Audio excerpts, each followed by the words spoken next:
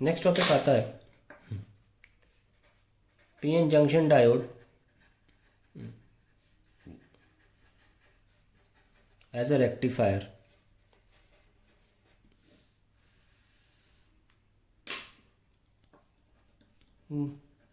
A rectifier is a device used to convert AC or AV, alternating current or alternating voltage, into unidirectional current और voltage.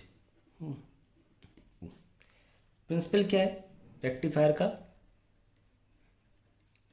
Principle of rectifier पहले भी लिखवा चुका हूँ। क्या principle है?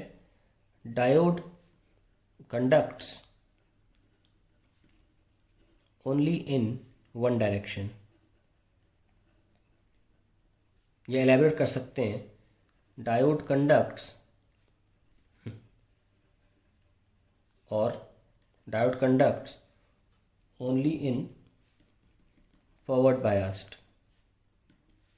ओनली फॉरवर्ड बायसिंग भी लिख सकते हैं इस तरीके से। चलिए, only forward biasing.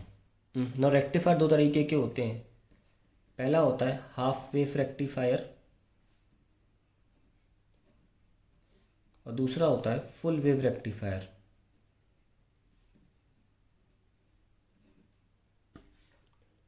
Now what is a half wave rectifier? In which आपका इनपुट होगा ऐसा, ये इनपुट होगा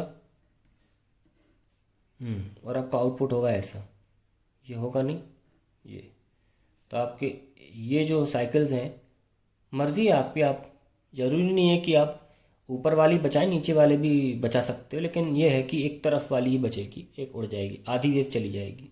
इसमें काफ़ी लॉस होता है, इसलिए फुल वेव रेक्टिफायर ही ज़्यादातर प्रेफर किया जाता है। फुल वेव रेक्टिफायर में वेव सारी आपको रिटर्न होंगी, पर होंगी सिर्फ एक तरफ।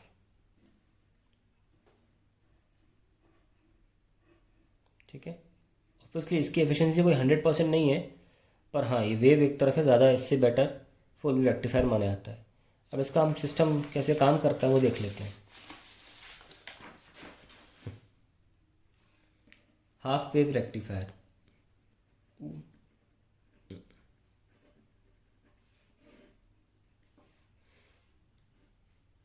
हमें एसी करंट चाहिए, तो एसी तो हमें ट्रांसफार्मर से मिलेगा, है ना। तो ट्रांसफार्मर से हमने एसी लिया, ये है ट्रांसफार्मर। ये हमने डायोड लगा दिया।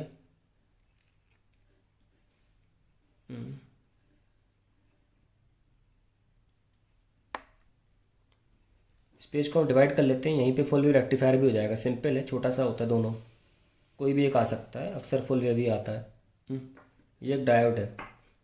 तो मान लेते हैं कि क्योंकि ऑल्टरनेटिंग करंट है, पहली हाफ साइकिल प्लस, फिर माइनस, फिर प्लस और फिर माइनस, दो साइकिल्स ले ली हमने, उसमें से पहली हाफ साइकिल प्लस है। तो मान लीजिए इसको हम प्लस दे दिया, इसको माइनस दे दिया in the first half cycle. तो हुआ क्या, हमारा डायोड फर्स्ट हाफ साइकिल में फॉरवर्ड बायस्ड हो गया। लिख लेते हैं, the diode is forward biased in the first half cycle of the input AC, of the input AC। तो ये तो अलाउ करेगा, हेंस द डायोड, और ये आपका रेजिस्टर है जिसके अक्रॉस आपका आउटपुट मिल रहा है, वो मैं यहाँ बना दूंगा। ठीक है, the diode allows the current to pass, current to pass. हाँ भाई, हो गया करंट पास। फिर अब कॉमा लगा के ब्रैकेट बंद करके माइनस कर दीजिए और यहाँ प्लस कर दीजिए। In the next half cycle polarity changes and diode is reverse biased, and diode is reversed biased, ठीक है। Hence it does not conduct, hence it does not conduct. तो यही इसकी यूनिडायरेक्शनल प्रॉपर्टी है, that it conducts only in one direction, doesn't conduct and current is equal to 0। ये gap हो गया। The process continues, the process continues, बाद में आप सेम प्रोसेस को कंटिन्यू कर सकते हैं। ये लीजिए, फिर गैप हो गया। तो ये आपका हो गया हाफ वेव रेक्टिफायर। एक वेव ही रेक्टिफाई हो पाई है, हाफ वेव रेक्टिफायर। अब आता है full wave rectifier.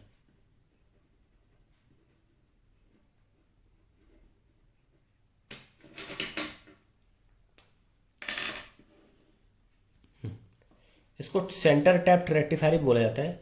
Centre tapping क्यों कहते हैं दिखाता हूँ। सेंटर टैपिंग रेक्टिफायर, ये हमारा ट्रांसफार्मर से हमने एसी करंट दिया ऐसे,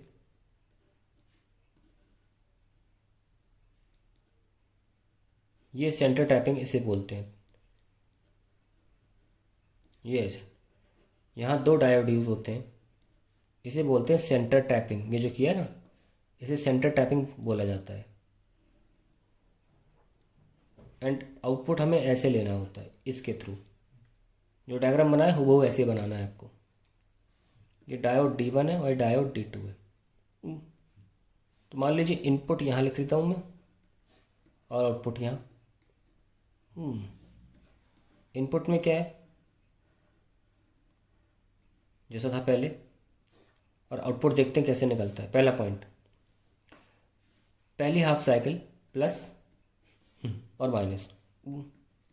in the first half cycle, यहाँ नाम लिख देता हूँ ए बी, काम आएगा ये ए बी नाम लिखना। First half cycle diode D1 is forward biased and diode D1, क्योंकि माइनस प्लस पी से कनेक्टेड है तो रिवर्स हो गया, diode D2 is reverse biased. Hence current flows through D1 and not through D2, not through D2। तो पहला तो output मिल गया D1 की वजह से, थोड़ा सा कम मिलेगा, एग्जैक्टली नहीं, थोड़ा कम मिलेगा इससे, ये आ गया। फिर क्या हुआ, अब नेक्स्ट हाफ साइकिल में क्या हो रहा है देखिए ध्यान से, ये हो गया माइनस और ये हो गया प्लस, पलट जाएगा। तो लिखेंगे इस बात को, in the second half cycle of input, diode D2 conducts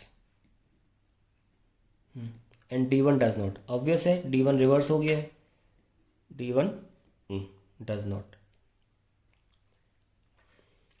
तो D2 कंडक्ट करेगा ना इस बार तो, and current enters the resistor, ये रजिस्टर R जो लगा है, T resistor, in the same direction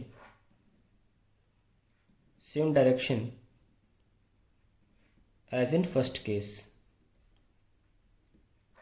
मतलब पहले केस में भी जो करंट A से B आया था रजिस्टर में, और इस बार भी A से B ही आया है, तो दोनों तरफ रजिस्टर में एंट्री जो डायरेक्शन है करंट की सेम है, तो आउटपुट भी सेम ही तरफ मिलना चाहिए। तो सिर्फ ये नहीं है कि इसने वेव बचा ली, पलटी भी कैसे इसका आंसर आना चाहिए, same direction as in first case. Hence the wave forms मतलब ये वाली और ये वाली wave forms must be in same direction,